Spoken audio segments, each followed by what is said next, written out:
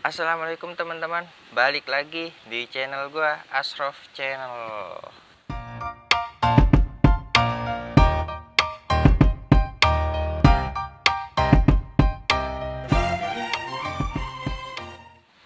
Sebelum kalian nonton video ini, gue mau ngingetin lagi, silahkan subscribe di bawah, subscribe, oke?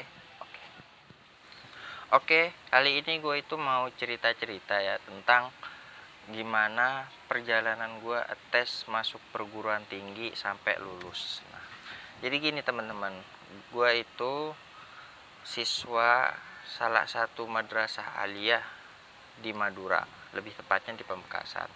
Nah, gue itu lulusan tahun 2018, tapi gue tes di perguruan tinggi itu ketika sudah 2019. Artinya sekarang itu gue masih semester 2 sebenarnya ya, nggak apa-apa lah, kita sharing-sharing aja kan tentang pengalaman tes gitu. Nah, kenapa gue waktu itu nggak langsung tes perguruan tinggi? Karena dari sekolahan gue itu gue dikasih amanah lah buat bantu-bantu di sekolahan gitu. Nah, jadi gue nggak langsung. Nah, tapi sebelumnya itu pas gue udah kelas 3 MA Madrasah Aliyah ya, itu gue udah ada rencana mau kuliah di UIN Syarif Jakarta, atau yang lebih dikenalnya UIN Jakarta. Nah, gue sampai sekarang itu bahkan gue nggak tahu kenapa disebutnya atau terkenalnya itu UIN Jakarta, padahal tempatnya itu kan Ciputat. Nah, Ciputat itu masuk Tangerang Selatan. Mungkin dari kalian ada yang tahu, silahkan komen di bawah. Nah, pas udah 2019 itu kan sebenarnya gue itu bisa ikut di 3 jalur ya. Jalur SBMPTN itu gue bisa, sebenarnya masih ikut. Di jalur UMPTKIN itu gue bisa. Terus di jalur mandirinya, seleksi mandiri. Dan di UIN itu ada jalur mandiri namanya SPMB Mandiri, seleksi mahasiswa seleksi penerimaan mahasiswa baru mandiri gitu. Nah, tapi gue nggak ikut yang SBMPTN, cuman ikut di 2 jalur ini, yaitu UMPTKIN sama seleksi mandiri. Nah, tapi sebelum itu semua, sebelum tes itu tentunya harus ada persiapan yang matang, mulai dari pelajaran apa yang akan masuk di tes, yang akan dites itu tentang apa, itu dipelajarin, dibuat memang benar-benar sudah siap gitu teman-teman, biar hasilnya pun nantinya nggak mengecewakan. Nah, untuk yang UMPTKIN ini kita itu diperbolehkan memilih 3 prodi dan 3 kampus yang berbeda. Misalnya teman-teman ngambil hukum ekonomi syariah, nah pilihan 1 di UIN Syarif Hidayatullah, pilihan 2 di UIN mana gitu, di mana, itu bisa kalau di UMPTKIN. Nah, kartunya itu kayak gini nih, kartunya nih. Nah, di situ gua ngambil di UIN Syarif Hidayat, di UIN Jakarta semua, di UIN Syarif Hidayatullah semua, karena gue emang yang diizinin sama orang tua itu ya kuliah di UIN Syarif, selain itu gue gak diizinin.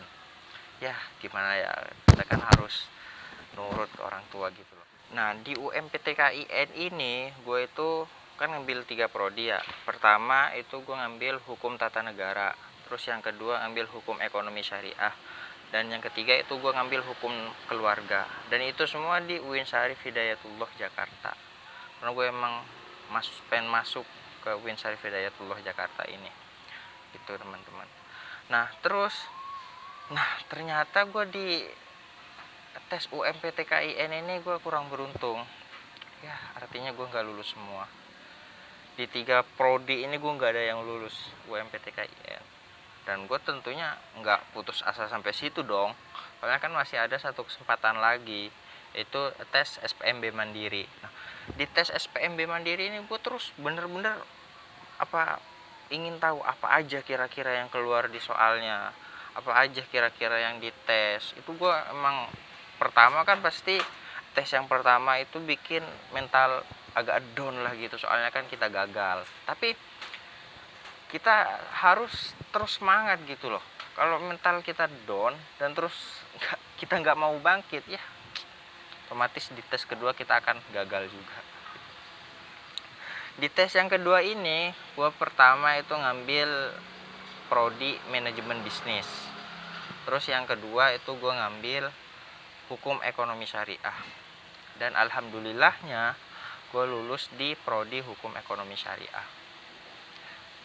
Oh iya, tes kartu SPMB itu kayak gini nih ya, biar kalian tahu lah gitu, biar ada bukti juga kalau gue mahasiswa sana ya.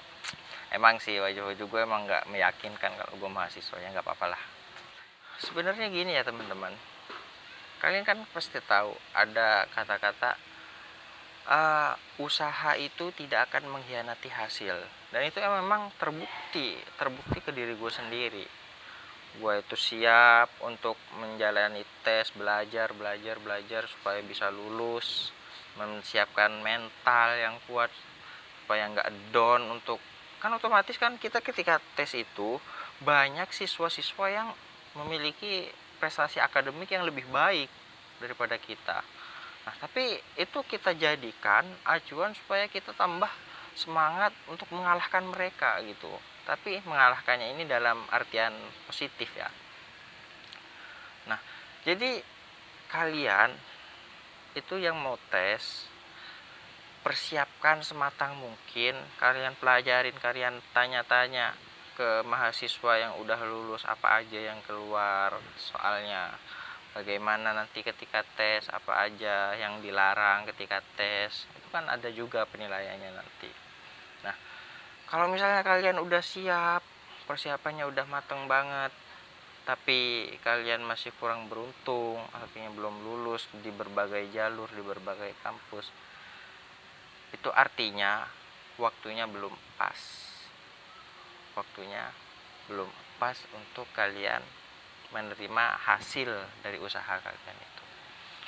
Ya mungkin sampai sini aja ya videonya.